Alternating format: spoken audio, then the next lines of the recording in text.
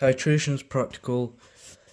Making a standard solution, place a weighing boat place a weighing boat in a digital balance and weigh out the mass of solid, tip it into a beaker, and now reweigh the boat.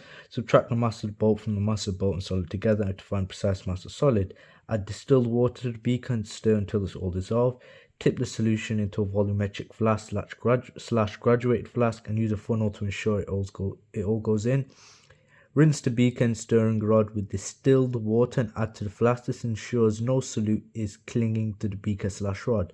Now top the flask up to the correct volume with more distilled water. Make sure the bottom of meniscus reaches the line. Stop at the flask and turn it upside down to ensure it is mixed. Using a pipette to measure a set volume of solution that you want to know the concentration of.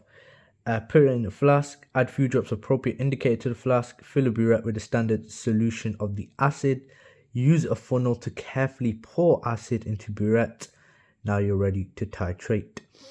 Two key characteristics of pipettes. Pipettes measure only one volume of solution. Fill the pipette to just above the line, then take the pipette out of the solution and then drop the level down carefully to the line.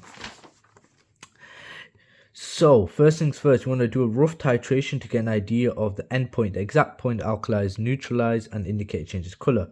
Add acid to alkali using a burette, giving the flask a regular swirl.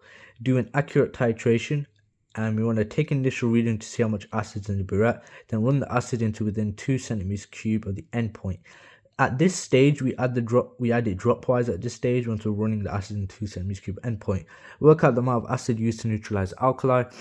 Final reading minus initial reading, this volume is known as a titer, and burettes measure different volumes and let you add the solution drop by drop.